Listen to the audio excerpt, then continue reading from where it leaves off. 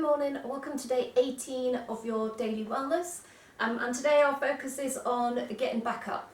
So sometimes when you fail at something on the mat or off the mat, it's tempting to just be crap at that and walk away, but actually this is when your true strength, that inner strength, comes through, the psychological strength where we try again, we practice, and then one day we succeed. Or we just keep practicing and get stronger and stronger and stronger. Maybe we change our goal and don't care about that in the end anyway, but maybe we succeed at something else because of the strength we built over here. So enough waffling. Bring the palms of the hands together. Take a moment to notice all of the fingertips touching, pressing firmly, the sides of the thumb, all of the pads at the base of the fingers, the palm heel. Send the elbows left to right and press the hands together, starting to feel a bit of activation to begin. And then we settle in. So we're not pressing with 100% effort, so press it as hard as you can and then take it to about half. So about 50% effort there. Chin is tucked, spine is long, shoulders are back and down. Legs are again a little bit active, maybe 30%. Tailbone is tucked a little, abdominals maybe 30%. Find the alignment, find your breath. Breathe.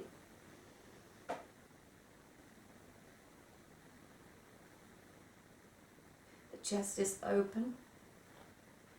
And maybe take the feet a little wider.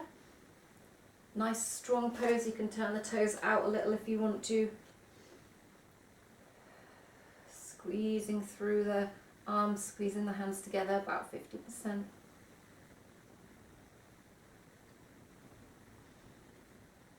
Good, and then release the hands off, take the arms wide, open up, take up as much space as you can. So you can take the legs a little wider, reach the arms out, keep the shoulders plugged in. Powerful pose. Preparation. Reach the fingertips away. Squeezing the legs, maybe 50% on the legs and the glutes now, and the abdominals.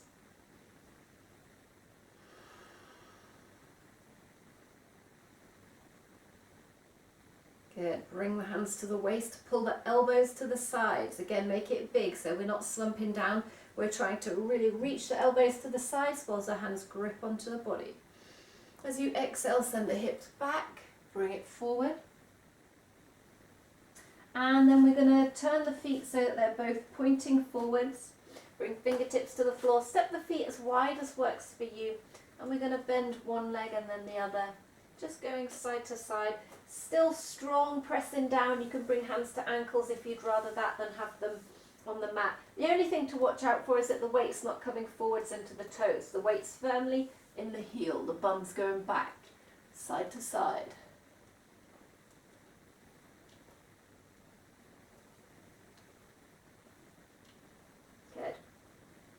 From there, bring the heels in, keep the toes out, press firmly through the floor, start to lock the abdominals in, hands to the top of the thighs. Sit down into it, shoulders open, feel that power through the legs, that opening up through the hips, pressing with the outside edge of the feet for 3, 2, 1, and then walk them in.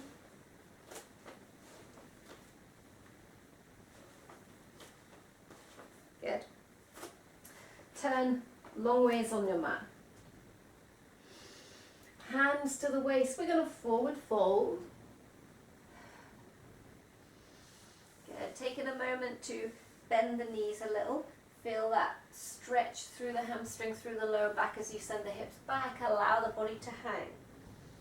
And loosening up through the back and hamstrings. Gently walk the hands one side and then the other. Try not to let the knees roll in or out here, so try and keep the legs nice and stable.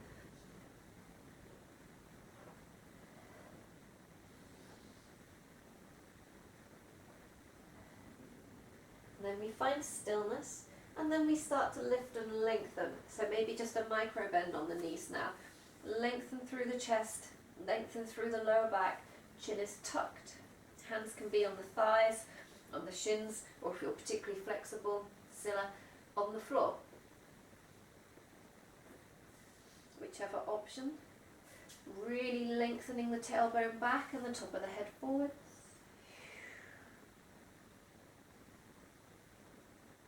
Good. Bend the knees. Bring the hands to the mat, walk the hands forward, step the feet back into downwards facing dog and pedal it out. Okay. Bring it forwards into plank, drop to the knees. We're going to do 3 mini press-ups, okay? So bring the hands maybe a little narrower than you normally would. You want the elbow pits facing forward, and we're just going to do mini dip lift. Just a little one, elbows coming towards the waist, not out to the side, towards the waist. Dip, up. One more. Small, as small as you need to do. So our first main pose now is that we're going to practice chaturanga. So chaturanga is really good for arm strength, for core strength, pretty much full body. And it is quite difficult to do, it's quite difficult to hold, so work to your level, and you can practice on your knees, but this is that point of getting back up and trying again, getting back up and trying again. Because when we talk in yoga about doing the vinyasa flow overall, you know, we go down through chaturanga into up dog, down dog, or we come down to the floor for cobra. It will give you that option to be able to move through your chaturanga and do that flow better. Plus it will improve your push-ups, definition in the arms, strength in the whole body. So if you can do it on your toes if you're particularly strong. Again, rotate elbow pits forwards. What we want in chaturanga, as you place the hands down, this is not like a chest press up where their arms are going wide. We want them directly underneath the chest, and then elbows come in and we lower chest down to hands or towards hands, and then they come out. So they're right in at the waist. When you come down into your chaturanga and we hold, we squeeze the waist, we squeeze the ribs with the upper arms, and we've got about that 90 degree. To do this, you've got to be able to tuck the tailbone. So have a practice on your knees first, everybody on the knees. Bring the hands in, probably a little narrower than you think you need them. Good. And then bring them in a little closer so that when you lean forwards, you feel like you're gazing almost over your hands. Rotate elbow pits so the inside of the elbow is forwards. Like we did just then when we did our little push-ups, squeeze the elbows in, lower, see if you can hover. If you want to, you can push it back up. If you can't hover, don't worry about it. You come down to the point where you can take it, and then slump down. And then you get back up and you try it again. If you're fine on your knees, try it on the toes. Lengthen the spine, that full long plank, and then the elbows come in and we hold. Hold for as long as you can, and then you slump down. If you want to, you can push back up and come up through the push-up if that's what you're feeling. Keep practicing. Take a reset. There's no shame in taking a wrist roll. There's no shame if all you're doing today is flopping down and then getting back up and then flopping down. That's all right. Just try and control the flop as much as you can. On toes or on knees, keep practicing. If you get there, hold for as long as you can. Squeeze the rib cage with the elbows. Then flop whenever you need to. Let's have one more try. So for this last try together, place the hands down. Whichever version you're doing, take it in. Hold it if you can, otherwise flop whenever you're ready. Good. From there, take the knees wide to the edges of the mat. Bring palms up as you come back into your child pose. Allow this rotation, trying to rotate the palms up and then out. And then relax the hands. Take a couple of breaths more.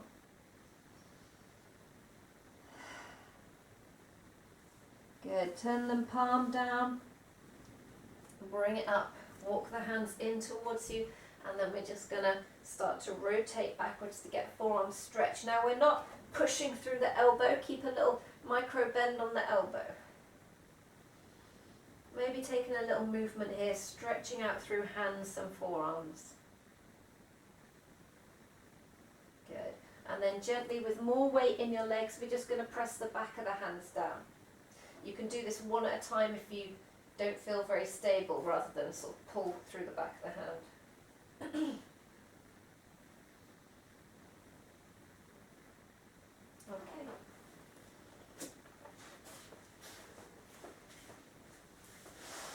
Good. Sit up, nice and tall.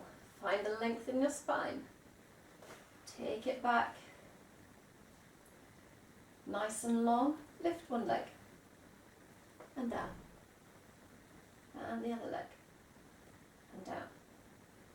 Both legs. And down.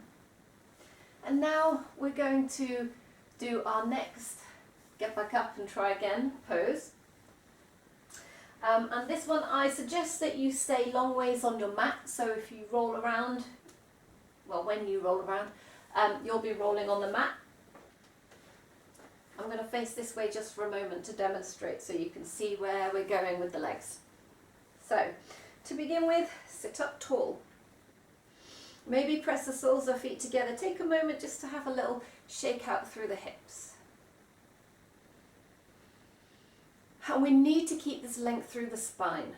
As you get tired, you'll start to flop. When you flop, you'll roll. So we want to lengthen up. Going to do a balance. Take a hold of either the fingers on the big toes. You can take a hold of the ankles, the outside of the feet, the inside of the feet, wherever you reach, wherever works for you. Lengthen up tall. And then start to walk the feet back towards your body. Good. Whichever option you're doing, keep walking them back and lean back a little until the feet lift off, if this is where you're at. Keep practicing here, keep the length. And then we're going to start to lift up through the legs. And the aim is to lift them wide, so we're opening the hip at the same time as balancing until we start to lengthen out. Now, that's the sort of width that we're going for. From the side, you've got to keep your spine straight, because as soon as you bend your spine, you're just going to want to roll back. Don't worry if it happens, roll it back up. Reset your spine, walk the feet in, find the balance, one step at a time. You don't need to try and jump back in at the deep end. Bring it back in one bit at a time. Start to lift up.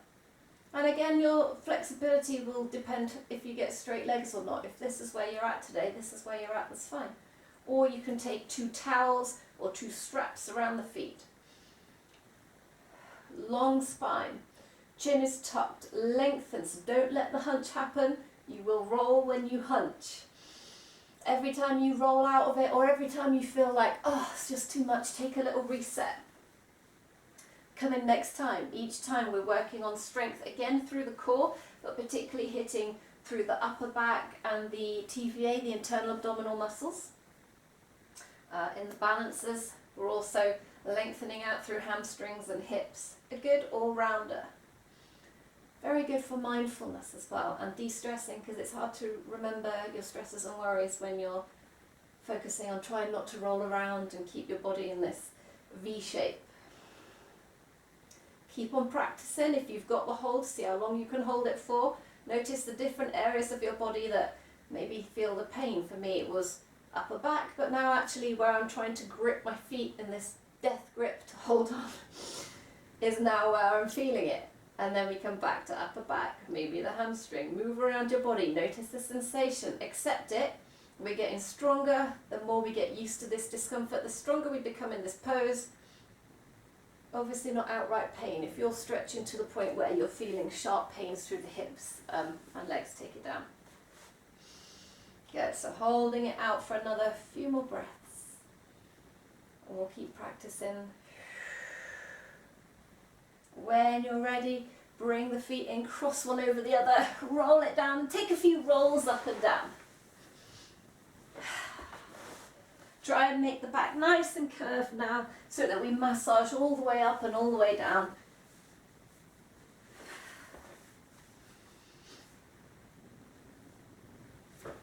Good. And then come into seated.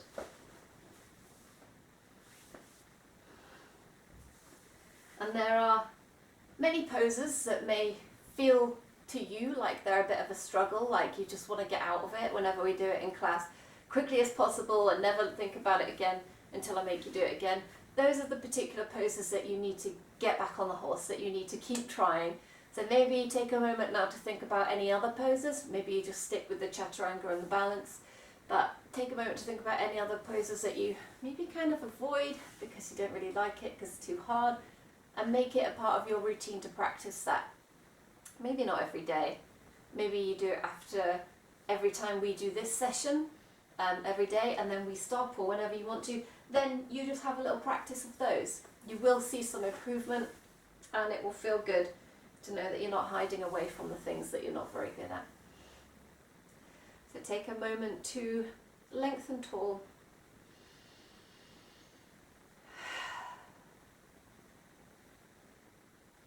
Allow your breath to settle. Notice how you feel in your body, if you feel tension from maybe working a little bit more, a little bit harder. Maybe you feel proud in your mind because you really pushed with it today, you stuck with it for as much as you could.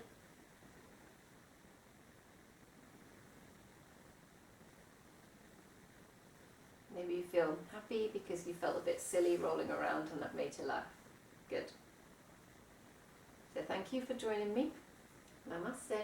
I'll see you again tomorrow for your next dose of daily wellness.